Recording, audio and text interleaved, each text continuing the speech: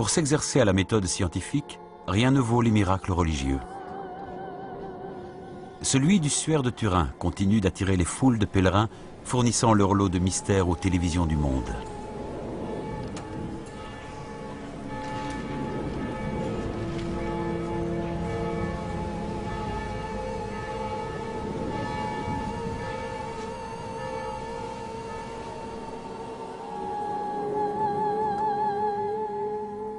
Le Saint-Suaire est un tissu de plus de 4 mètres, considéré comme le linceul qui a entouré le corps du Christ après sa crucifixion.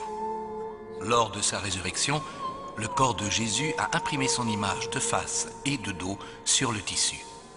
Il est l'une des plus importantes reliques de la chrétienté.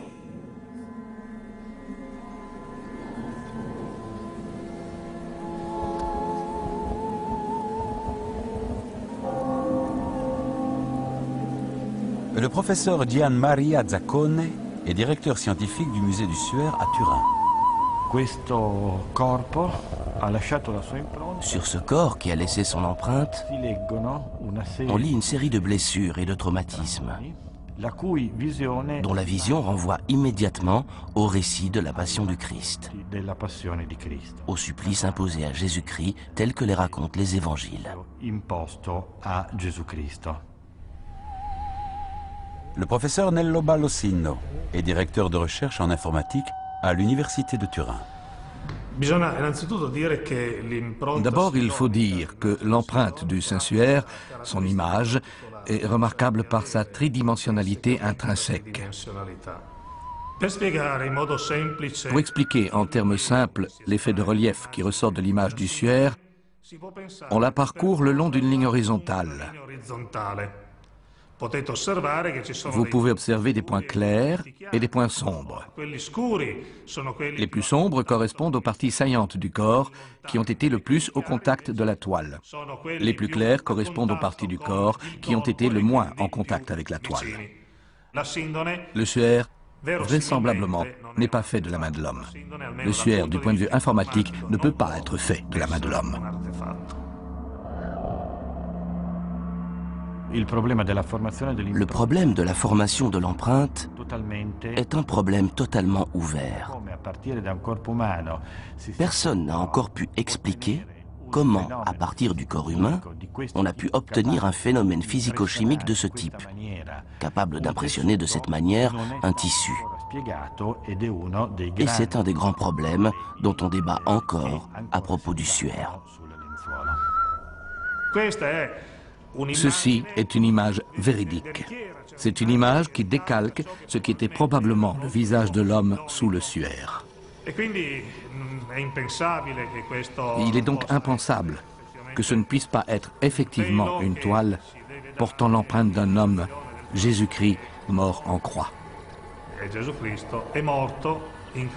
Il nous donne un message de souffrance, mais aussi de résurrection et de paix. Pierre-Olivier Dittmar est historien des images à l'École des hautes études en sciences sociales. Henri Brock est physicien, professeur à l'Université de Nice. Jacques Evin est ancien directeur du laboratoire de carbone 14 au CNRS de Lyon. Sébastien Duban est médecin légiste. Luigi Galarcelli est chimiste, professeur à l'Université de Pavie. Jean-Théo Flamme est ingénieur, spécialiste en textile. Gérald Bronner est sociologue, professeur à l'Université de Strasbourg. James Alcock est psychologue, professeur à l'Université de Toronto.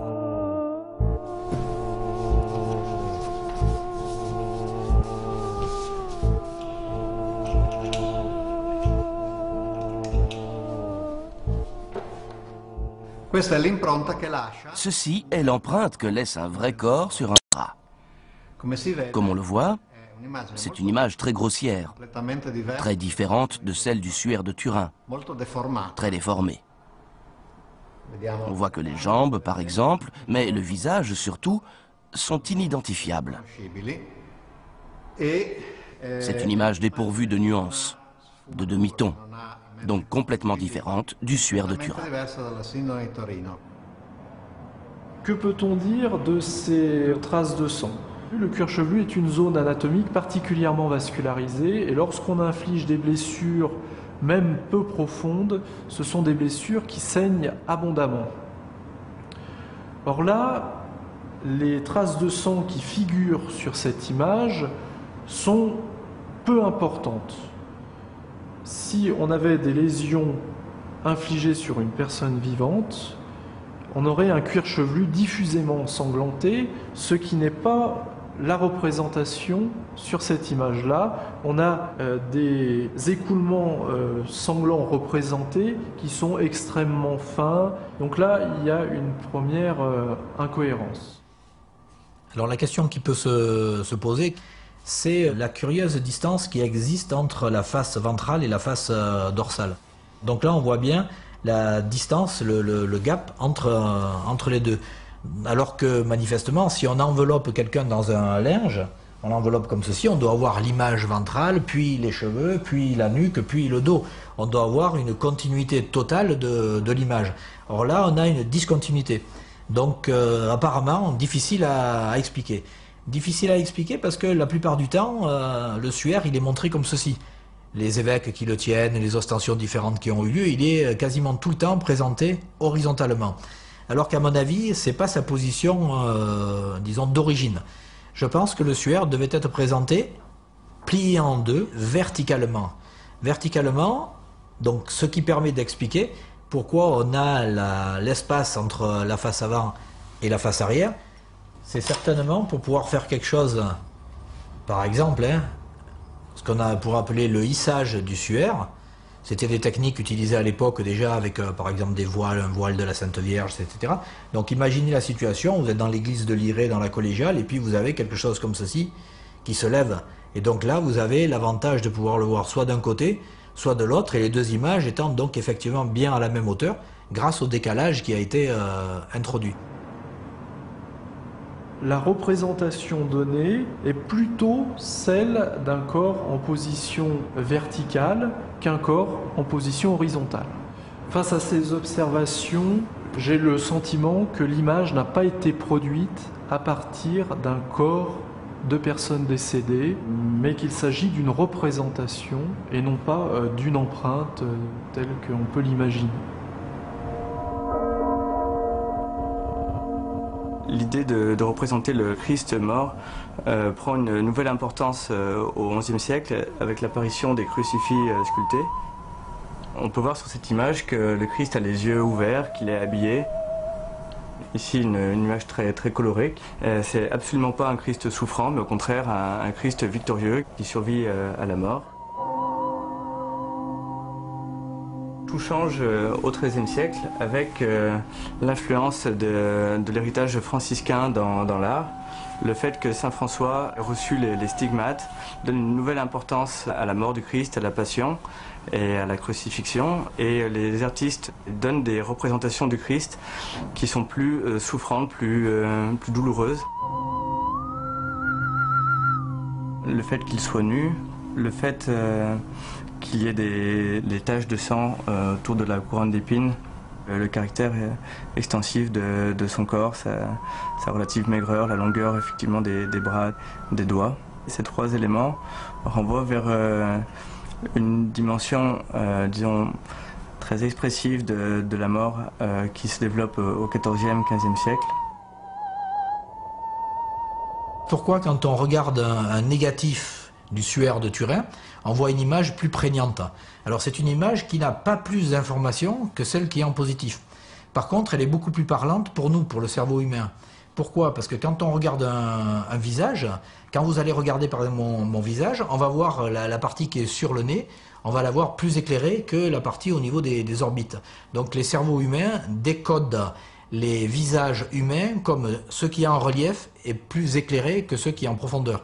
Et donc, quand on prend le suaire de Turin, qui est une image comme ceci, si on fait un négatif, ça sera beaucoup mieux décodable par un cerveau humain, puisque j'aurai le nez plus clair et les orbites plus foncées, puisqu'on inversera les tonalités.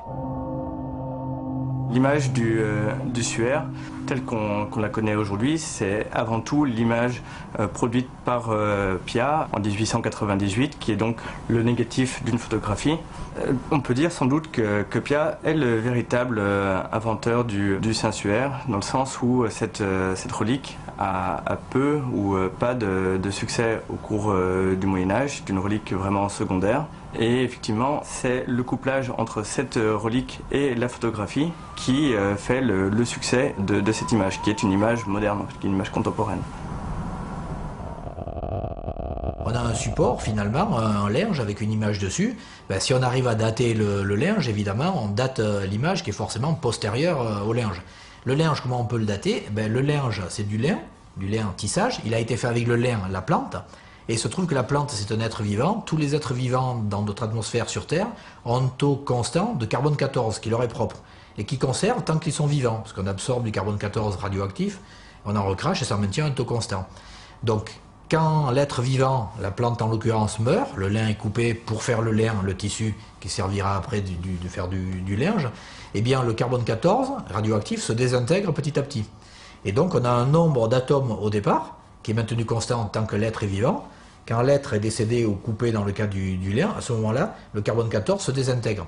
Donc on compte combien il reste de carbone 14, comme on sait combien il y en avait au départ, parce que c'était taux constant, on en déduit l'âge de l'objet.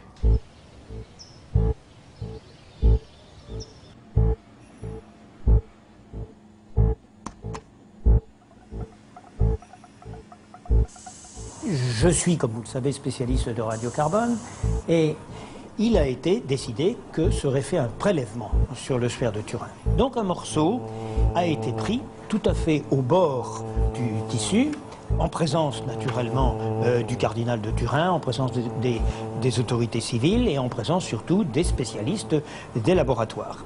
Et donc ce morceau de tissu a été coupé en trois et chacun des trois morceaux a été donné dans un petit flacon spécial dûment extincté au laboratoire qui avait une expérience en datation d'objets archéologiques importante.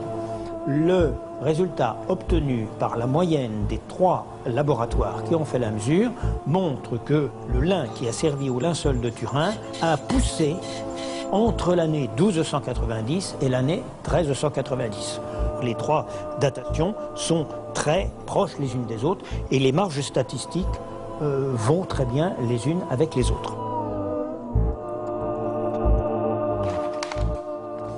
Pour faire le tissu du linceul, il faut impérativement 4 lames, au moins. Voilà, ici. Ça, c'est un métier moderne qui est utilisé encore par les artisans. Donc, 4 pédales. Ce métier était inconnu, en Europe en tout cas, avant le Xe siècle. Il y a des historiens allemands et autres qui ont étudié la question et se sont rendus compte qu'en fait que l'invention du métier à 4 barres de lisse, ou même parfois plus, en tout cas du métier à pédale, venait de Chine. Mais les Chinois l'auraient inventé vers le 5e, 6e siècle de notre époque, de notre ère.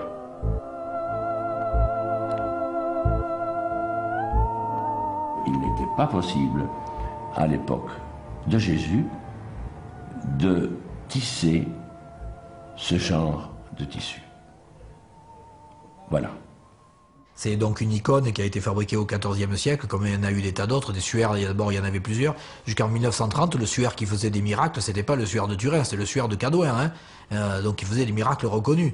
Donc, mais finalement, quand il y a un jésuite qui s'est rendu compte que ce que tout le monde prenait pour de la décoration sur le côté, c'était une écriture arabe ancienne et ça a permis de le dater, et il était du 12e, hein, de mémoire, donc il a disparu, puis il n'a plus fait de miracles, ils l'ont tout simplement retiré. Donc on voit bien que finalement c'est un épiphénomène. On oublie que l'Église donc qui, je rappelle, au XIVe siècle, c'est la première à avoir démystifié le linge, qu'on appelle maintenant le linceul de Turin, hein. Le tout étant confirmé par le pape, avec les bulles papales de janvier 1390. Dans le souci d'écarter tout danger d'idolâtrie, nous ordonnons ce qui suit. chaque fois que la dite représentation sera montrée au peuple, le doyen et les ecclésiastiques ne pourront revêtir ni aube ni aucun vêtement liturgique. Celui qui fera ostension devra avertir à haute et intelligible voix que la dite figure n'est pas le vrai suaire de notre Seigneur Jésus-Christ, mais qu'elle est une peinture ou un tableau du suaire. Bulle du pape Clément VII, le 6 janvier 1390.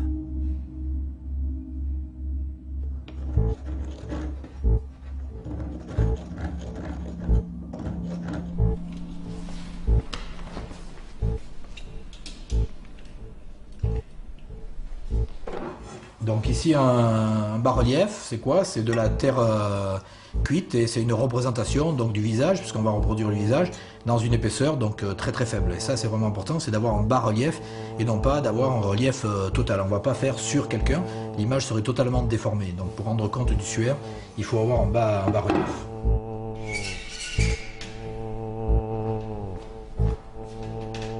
Je prends la toile de lin humidifiée et je l'applique.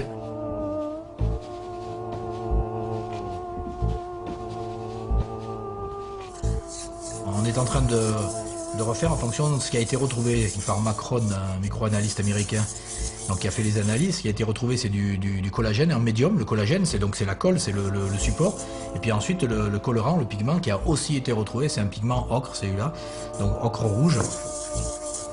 Donc là, j'ai mélangé l'ocre à la colle d'os.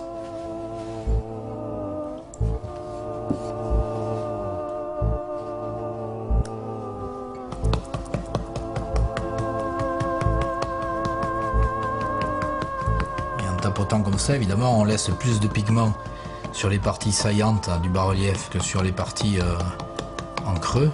Et donc c'est ça qui crée la gradation de l'image. C'est ainsi que se présentait le suaire en 1350. Beaucoup plus visible. Et il y avait un pigment rouge. Mais aujourd'hui, le suaire de Turin est différent. Il n'y a plus de pigment. On a trouvé des micro-traces d'ocre, résiduelles, mais seulement là où il y a l'empreinte.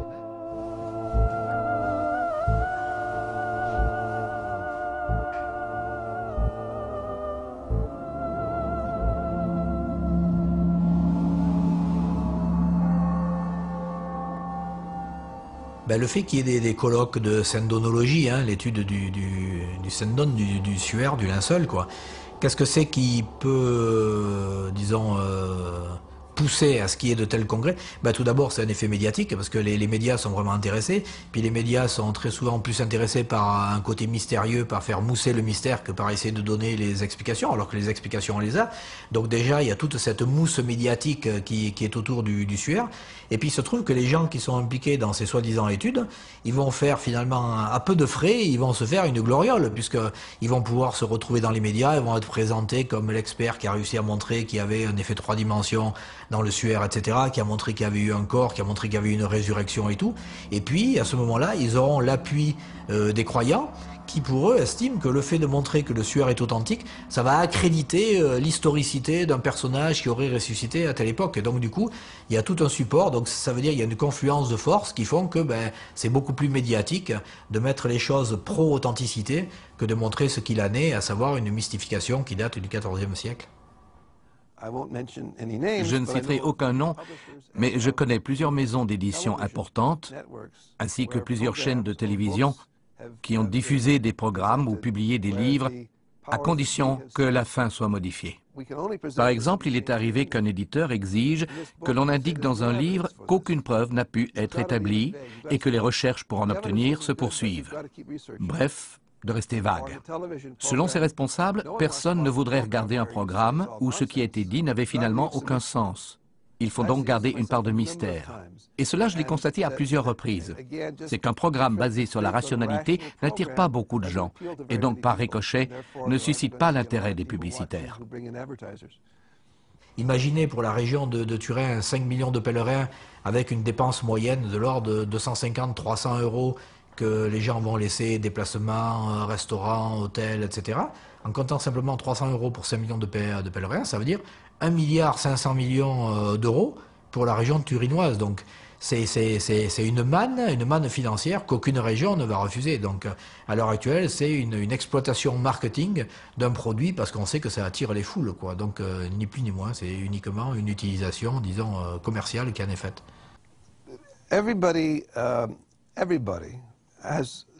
L'irrationalité fait partie intégrante de chaque individu.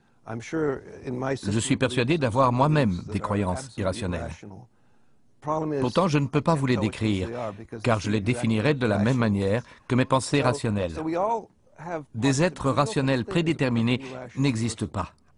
Mais il y a des personnes capables d'établir une différence entre ce qui relève de la raison et ce qui relève de la croyance. Par exemple, il n'est pas surprenant de rencontrer dans un laboratoire une personne considérée comme matérialiste qui continue à prier Dieu et à croire aux miracles.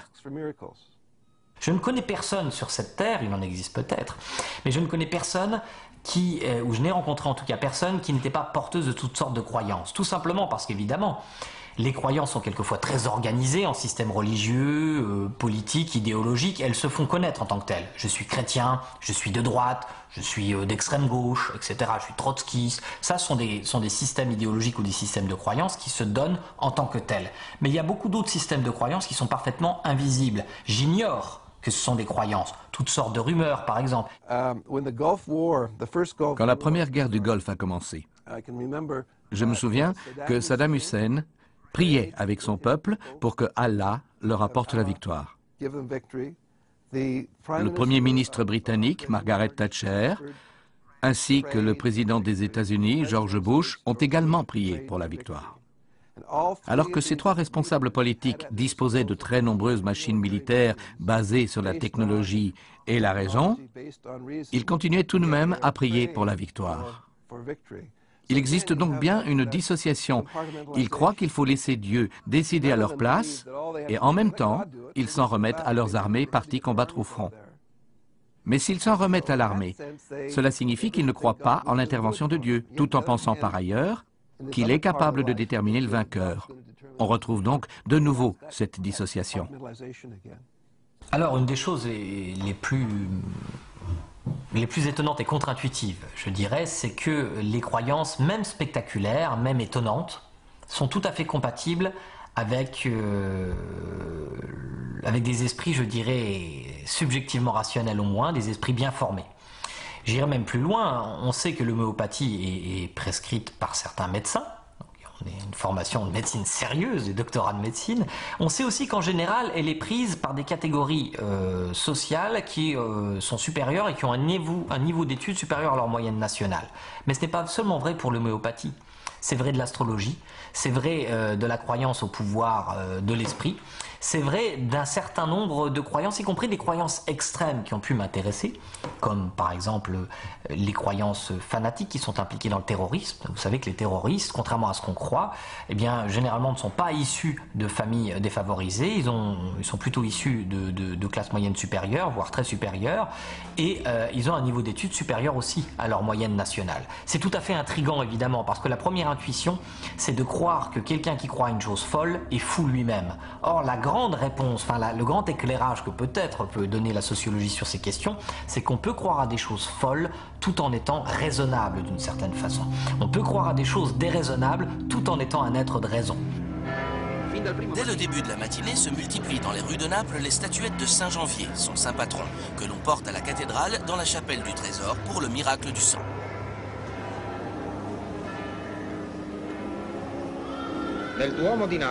À la cathédrale de Naples, en septembre, se renouvelle le miracle du sang de Saint Janvier, l'évêque de Bénévent qui fut décapité devant le juge Timothée.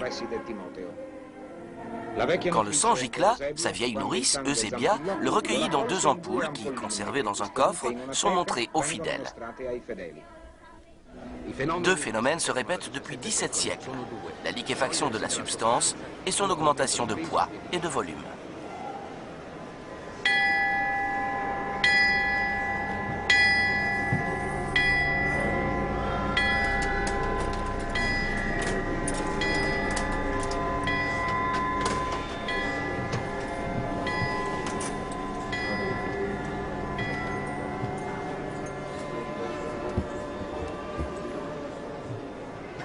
20 hypothèses avancées pour une explication naturelle se sont avérées insuffisantes.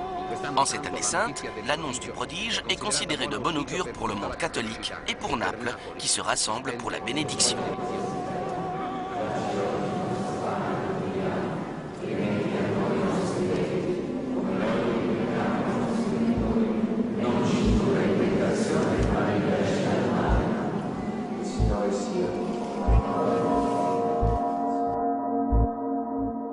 Michel Mitov est physicien, directeur de recherche au CNRS de Toulouse.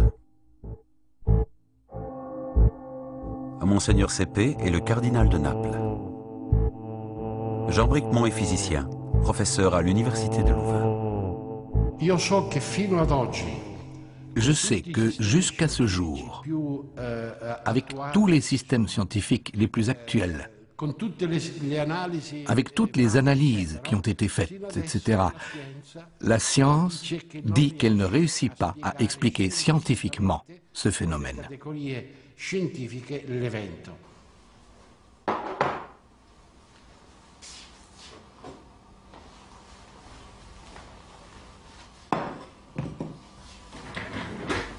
Voilà, là on a à peu près tout pour réaliser le miracle de Saint-Janvier.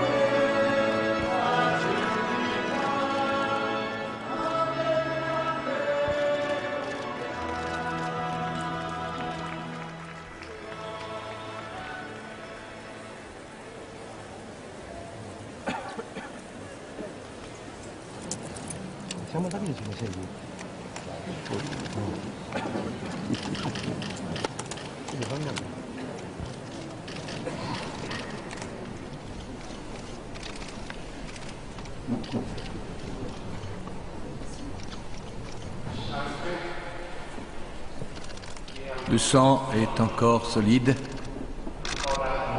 Il n'est pas encore liquide.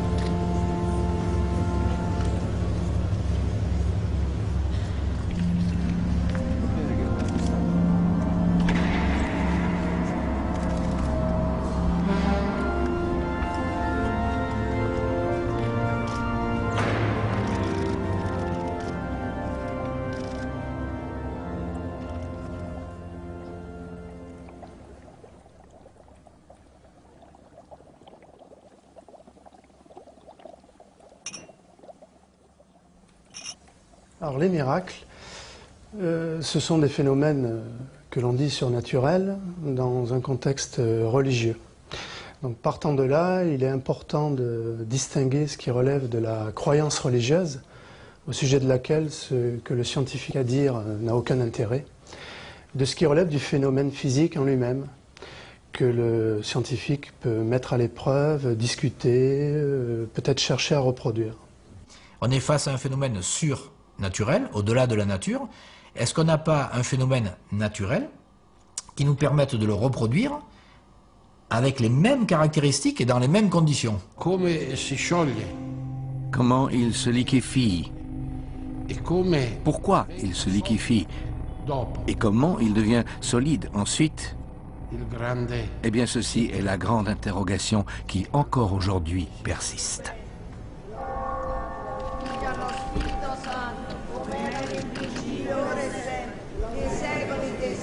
Amen. ringraziamo la Santissima Trinità, Sciarada San Gennaro, Padre produttore di sta città.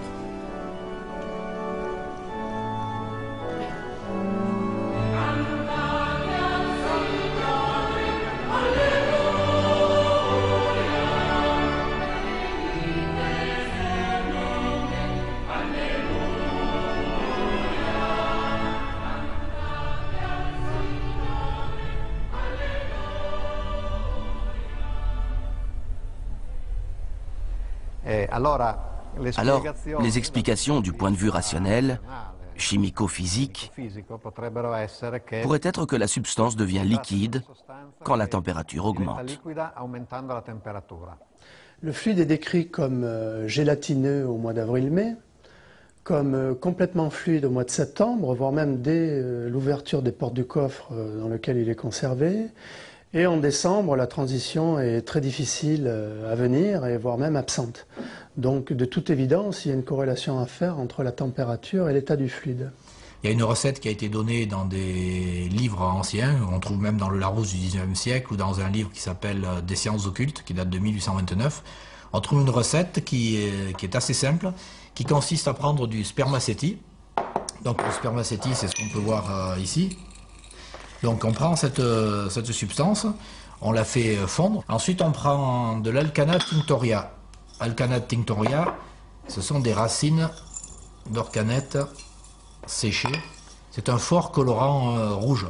C'est utilisé depuis l'Antiquité. On les broie et on va obtenir donc un mélange, c'est le même dans les deux ampoules, qui a une propriété, c'est de faire une transition de phase en fonction de la chaleur. Et puis, à date fixe, donc en septembre, il y a les fidèles qui vont venir donc, dans l'église, l'ostensoir va être sorti, et puis vous imaginez, température corporelle, température ambiante, les cierges allumés et tout, c'est un peu comme là, si je prends l'ampoule dans la main, par le réchauffement donc, de la main, on va voir le produit qui va changer de phase. Donc de la phase solide, il va passer en phase liquide.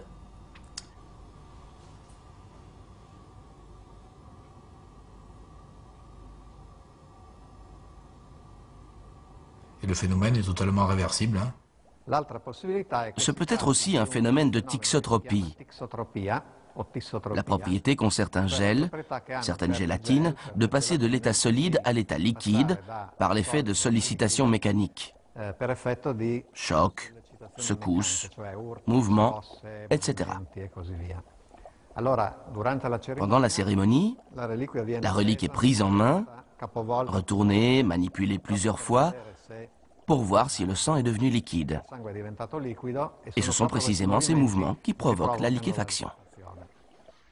Alors ici, je prends de l'eau banale, simplement j'ai mis un colorant dedans, et je vais remplir un bécher d'une certaine quantité. Ici, j'ai un trait pour faire un repère. Et je vais prendre ici une poudre, qui est en fait une argile synthétique qu'on appelle l'aponite, qui est faite de silice et de magnésium, et je vais incorporer progressivement cette poudre dans mon flacon.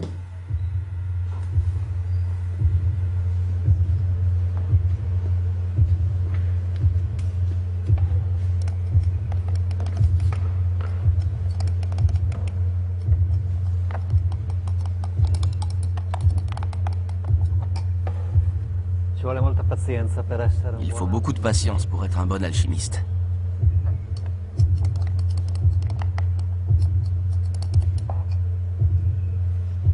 Si j'attends quelques heures, voilà ce que devient cette solution que j'ai mis dans ce flacon.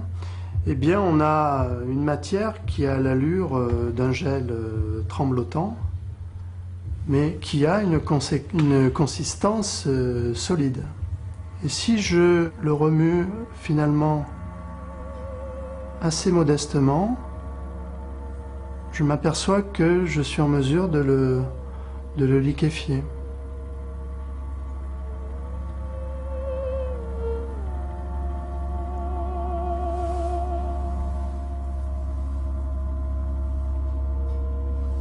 Et si je secoue un peu plus, à ce moment-là, je vais le fluidifier considérablement. Là, vous avez quelque chose de complètement fluide maintenant, regardez.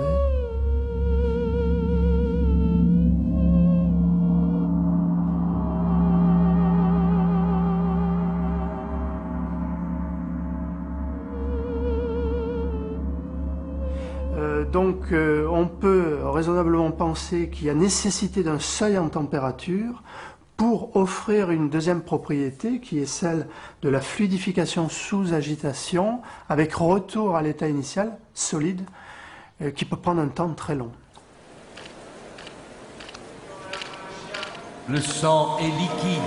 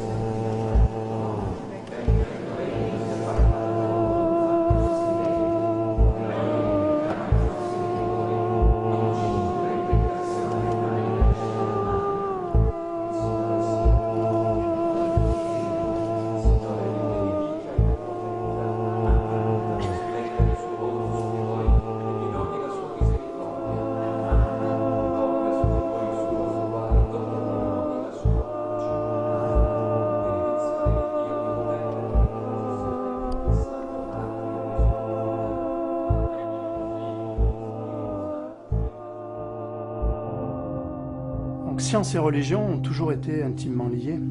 À une époque, les prêtres dans l'Antiquité utilisaient des astuces scientifiques et technologiques très sophistiquées pour ouvrir les portes des temples à distance, faire jaillir de l'eau des fontaines. Quand on parle de foi, on ne peut pas faire une analyse rationaliste. La foi est quelque chose que l'on a et que l'on exprime, ou que l'on n'a pas. Et il n'y a aucun raisonnement au monde qui peut analyser ça. Même quand le Seigneur Jésus faisait des miracles, tous n'y croyaient pas. Les miracles de Lourdes, tous ne les acceptent pas. Tous ne les acceptent pas en tant que miracles. Parce qu'on se trouve dans deux domaines différents, non pas en conflit, non pas que l'un dise une chose contre une autre, mais différents. Je pense que le conflit existe en substance, et dans la seule mesure où il n'existe pas, c'est parce que les religieux ont battu en retraite. Mais je dirais que même ce que j'appelle le Dieu métaphysique est en conflit, si pas avec la science, avec l'esprit de la science. Parce que pourquoi parler de quelque chose dont on ne peut rien savoir? L'esprit de la science, c'est d'essayer de tester ce qu'on sait, de parler de choses qu'on peut tester, puis le reste, on n'en parle pas. Le phénomène de Saint-Janvier, qui n'est pas appelé miracle, je le répète, mais prodige, le prodige de Saint-Janvier, c'est cela. Le prodige de Saint-Janvier, c'est un peuple. Le prodige de Saint-Janvier, c'est cette foi en une présence qui réussit encore à créer une communauté. Comment peut-on penser que tout ceci n'est pas vrai? S'il est vrai que nous sommes ce que nous sommes, nous tous, en tant qu'êtres humains, nous portons en nous une présence. Et ce n'est pas l'ADN qui nous est transmis, mais tant d'autres choses en même temps que cet ADN. Eh bien, c'est cela, le vrai miracle. Je pense que cette histoire de dire c'est pas important, c'est la dimension symbolique, je pense que si les gens consciemment disaient voilà, c'est la dimension symbolique qui m'importe, eh bien, ils n'y croiraient plus. Et je pense que tout ce discours, c'est pour éviter d'affronter la question de la vérité. Mais c'est absurde parce que les gens qui tiennent ce discours ne veulent pas reconnaître que les gens qui croient, en fait, croient parce qu'ils croient, comme moi je crois que la bataille de Waterloo a lieu en 1815. Alors évidemment, quand la science arrive et elle émet des hypothèses et elle explique ou tente d'expliquer, à ce moment-là, nous sommes dans la notion de progrès, c'est-à-dire les connaissances progressent. On donne aux personnes les outils pour comprendre le monde qui nous entoure. Et à ce moment-là, recourir à des questions de croyance ou de superstition, eh bien, trouve des alternatives. Vous prenez la base fondamentale de toute réflexion scientifique, ce qu'on appelle le principe de raison suffisante. Par exemple, si je fais chuter un objet, et qu'il chute, et que je rends compte de cette chute par l'effet de la gravitation. Je peux m'arrêter là. Mais supposons qu'un croyant vienne et dise « Oui, il y a l'effet de la gravitation, mais c'est aussi un fantôme que vous ne pouvez pas voir, que vous ne pouvez pas tester expérimentalement et qui tire cet objet vers le bas. » Qu'est-ce que je peux prouver scientifiquement concernant ce point? Rien. Je ne pourrai jamais démontrer que ce fantôme n'existe pas. Donc la science ne va pas démontrer que Dieu n'existe pas ou que les fantômes n'existent pas, ça ne l'intéresse pas. Ce que la science va montrer, c'est qu'il n'est pas nécessaire de poser l'hypothèse de ce fantôme ou de poser l'hypothèse de Dieu pour rendre compte d'un certain nombre de phénomènes. Le principe de raison suffisante. Voilà une première hygiène mentale qui, s'il était appliqué dans la vie de tous les jours, nous ferait sans doute prendre des distances avec toutes sortes d'idées fausses que nous avons sur le monde. Concetta Lamanna du village d'Adrano était atteinte par la méningite. Elle a fait ce geste avec un coton imprégné des pleurs de la Vierge et maintenant son mari l'embrasse, guérie. Cette fillette de Priolo était boiteuse, miraculée elle aussi. De la petite maison d'Antonietta Giusto, l'image sainte est sortie dans la rue, qui maintenant ne suffit plus à contenir les pèlerins. En attendant, on distribue les morceaux de coton qui guériront aussi ceux qui ne peuvent être transportés, tandis que la statue est portée dans les bras de l'évêque vers l'édicule qu'on lui a érigé sur la place Euclide, où se pressent tous ceux qui sont venus prier la Sainte Mère de tous.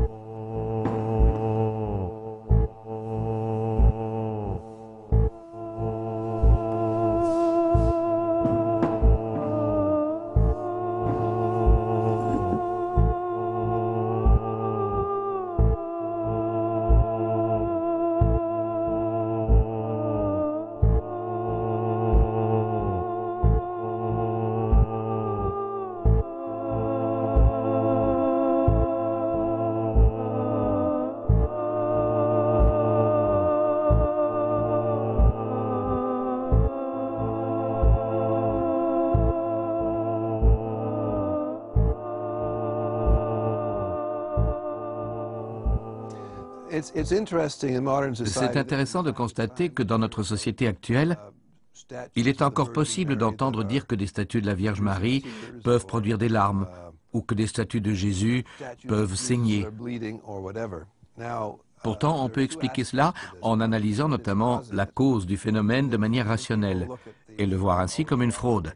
Le phénomène peut être ainsi dû aux matériaux dont la statue est constituée et il n'y a jamais eu de cas de ce genre où la science s'est trouvée complètement désemparée.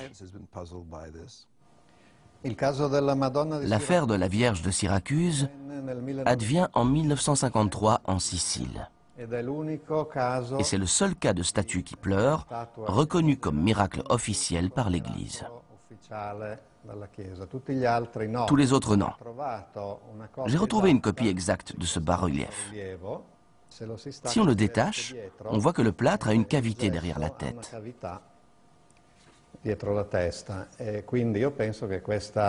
Je pense donc que cette cavité a pu servir pour placer un stratagème. Imaginons qu'on ait une statue, style statue de l'île de Pâques, voilà.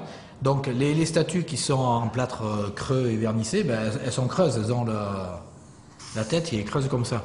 Donc l'astuce, c'est simplement de faire un petit trou ici, d'injecter de l'eau et donc de remplir la cavité. Une fois qu'on a l'eau à l'intérieur, par capillarité, l'eau va se répandre partout dans le plâtre et ça va imbiber toute la statue. Comme la statue, elle est émaillée ou vernissée, mais émaillée c'est encore mieux, l'eau ne peut pas sortir. Donc l'eau s'est infiltrée partout par capillarité. Il suffit d'avoir gratté un petit peu l'émail au niveau de l'œil, de manière à avoir fait sauter l'émaillage superficiel externe. Ça va imbiber tout le plâtre et ça ne pourra ressortir qu'au niveau de l'œil. Ça va faire, à ce moment-là, il y a la tension superficielle qui va jouer, ça va former une petite bille et ça va faire une larme, tac, qui va couler. Et on va voir la statue qui va se mettre à pleurer. Tout simplement par capillarité et tension superficielle. Alors, la question que j'aime bien poser, c'est la question du tri. Comment est-ce que vous faites pour trier? Parce que des croyances de ce type-là, il y en a en Inde, il y en a en Chine, il y en a au Japon, il y en a en Nouvelle-Guinée, etc. Alors pourquoi vous croyez des trucs qui sont locaux, c'est-à-dire des trucs dans lesquels vous avez été élevé, par exemple l'astrologie ici, pas l'astrologie tibétaine ou chinoise, etc. Pourquoi est-ce que vous devez croire à des médecines comme l'homéopathie ici, qui ne sont pas populaires dans d'autres pays où ça va être de la guérison par la foi ou d'autres choses? Il y a quelque chose de très provincial au fait d'adhérer simplement à des croyances qui ne sont pas testées universellement, et je ne vois pas très bien pourquoi on devrait accepter les unes plutôt que les autres. Ce qui peut également expliquer ce phénomène, sûrement le plus intéressant, c'est l'aspect psychologique. Pourquoi les gens sont si impliqués dans ces croyances. Et ce n'est pas seulement le cas pour des statues qui pleurent, mais aussi pour d'autres phénomènes, comme lorsque les gens croient voir des visages de Jésus sur les chips de toutes sortes. Ça y ressemble, vaguement, et donc ils pensent que c'est ça. Paradoxalement, ils acceptent de croire sans preuve et en même temps, ils adorent croire à quelque chose qui semble confirmer leur foi. Ainsi, quand ils voient des larmes versées par une statue, ils ne pensent pas à la manière dont cela a pu se produire ou à la possibilité d'une fraude, encore moins que l'humidité ou la chaleur aient pu provoquer de tels phénomènes. Ils ne pensent pas en termes d'explication rationnelle. Pour eux, la statue de Marie représente une sainte. L'apparition de larmes est donc expliquée par sa sainteté. Ce sont pour eux des larmes de sainteté. C'est l'enthousiasme pour ces phénomènes religieux qui incite donc ces gens à penser que leurs croyances sont vraies. La statue ou le bas-relief ne pleurait que dans la maison de sa propriétaire, 2 ou 3 fois. Puis, quand elle a été amenée au commissariat de police, elle ne pleurait plus. Il paraît qu'elle avait été auparavant ramenée chez l'artisan qui l'avait construite parce qu'il y avait des griffures sur les mailles.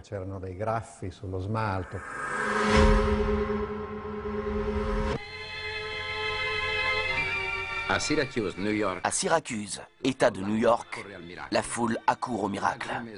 Des larmes jaillissent des yeux de cette sainte Anna quand la petite Shelley Martin l'embrasse. L'événement se produisit pour la première fois quand Shelley ramassa dans la rue la statue brisée, comme pour lui demander pardon. Les mouchoirs sont tendus pour être imbibés de ces larmes miraculeuses.